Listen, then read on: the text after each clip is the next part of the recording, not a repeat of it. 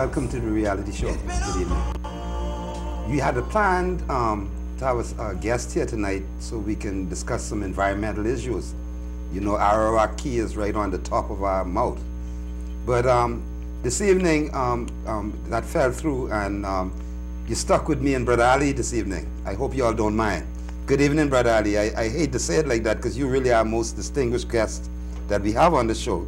But, you know, I just want to apologize to the community out there because we really wanted to talk about this Arawak Key situation and how it impacts on the environment today. And we really don't have the expertise between us. So we'll have to postpone that for another show. But there's a lot we can talk about tonight, Brother Ali. Whole lot. But before we start, Brother Ali, you're a member of the Bahamas Pan-African National Congress. Yes, sir. And I don't think we've talked enough about that organization in our program. So before we start talking about anything else tonight, I want to engage you on the Congress, what it means to you, and what you feel this organization can do for this country. Well, you know, Brother Hannah, when you first invited me, it was one of the greatest joy, not to say it has diminished any. But I look forward that people would have run to be a part of. Seeing that there are so many people who complain about what is happening to them politically. There are so many people who complain about what is happening spiritually. And since what we're actually saying to people, the world was not put together the way you were told. So, to the fact that we proved scientifically that the world was not put together, the scriptures that you read, for example, Joshua commanded the sun to stand still for the battle of Jericho. He couldn't have done that because scientifically now it's proven that the sun never moved from its orbit, but the world revolves around the sun. That's right.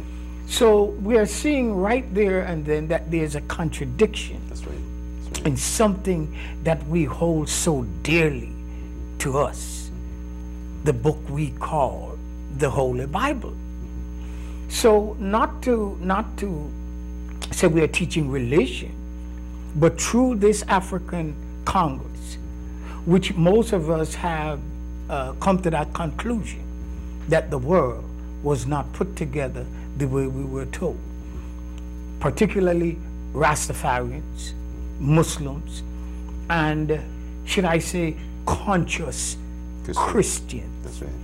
So what we hope, what I thought we would be able to do is to at least get together that we can agree to disagree. Now, if we had that body that I envisioned, which we will have, we could sit down and say to the government, whichever they may be, based on the experts that we have among us and how many the voices would be, we could stand up and say, there would be or there wouldn't be a port that we are now so confused about. But part of it, you kind of sound like you're disappointed that the community has not rallied to support us then. Definitely, because the community, as we often say, and I said that to Mr. Jones today on his show, there's an old saying that says, it takes a village to raise a child. But if the elders don't, then the ignorant will. And it seems as if what we are seeing now is that no one has paid, of consequence, have paid any attention to those children. And now we're only reaping the whirlwind, that which we have sown. So therefore, this is what I would say.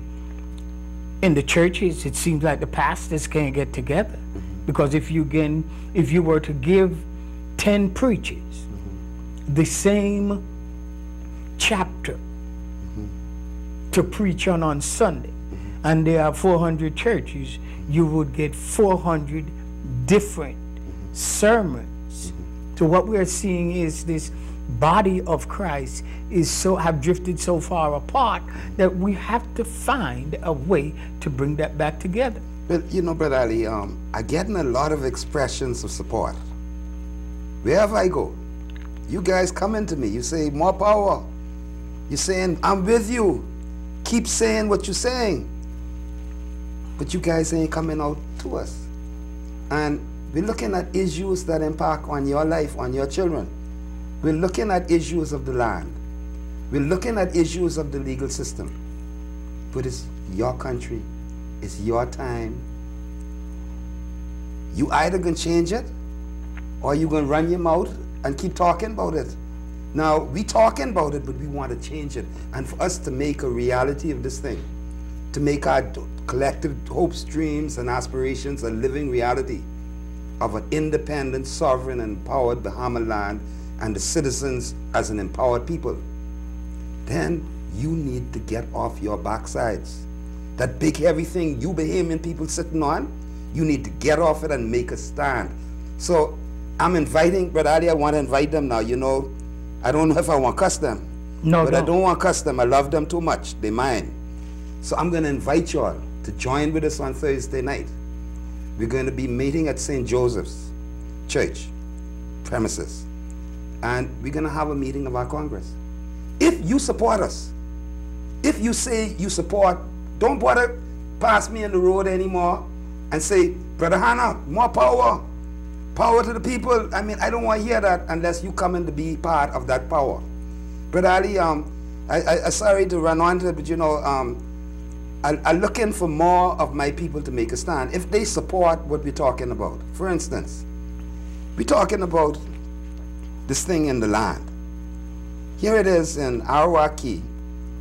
You got a mystery agenda.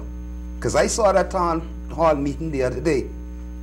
And I saw the worried look on the minister them, and I heard the outrage of the community. And I hope they heard it too. But we want to know. We want to know who's involved in this deal. Who are the non-Bahamians involved? What is their interest? And we don't care that you're not giving Crown Grants lease for a long time. It's just like giving away the land anyway. So if you're giving out leases, we need to know who these leases are for, and how long they're for, and what terms they're under. And quite frankly, you know, Brother Ali, I'm not an environmental expert.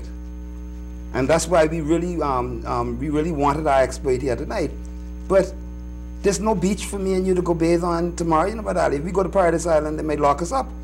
I went to the beach the other day by boat, and I obeyed the law, because the law says you can go to that beach up to the high water mark. And I went on the high water mark, and I heard one of their house slaves. I won't call his name, he's my friend, but he's just like a house slave. Got on the radio and say, oh, I trust person. No, I would have sued him, you know. Whoever talked to him, the one who speaks for Krishna, let him know that Dion heard that he said that. And if I hear he say it again, I come in to deal with him in the courtroom. Because I got a bazooka full of legal arsenal. I get all kind of dynamite in my legal arsenal. The law books I have, and I've forgotten, a lot of people don't know. So I have a lot of legal agenda for you. The next time you, sir, speaking on behalf of Mr. Krishna, say that I did anything illegal to go on that beach and exercise my right as a Bahamian, I come in to sue ya. And if you think I bluffing, open your mouth tomorrow and say it. But I did it fast, you know. These fellas was running the juicy mouth so much. And I let them get away with it, but not now. Because I have a right to that beach. And if I am stopped from using that beach in any way, I can defend my rights by any means necessary. I reached that point. Because, Brother Ali, I remember when I was a child, and I heard Brother Archie Donaldson speaking to it in that town hall meeting they had the other night. I don't know if you saw it.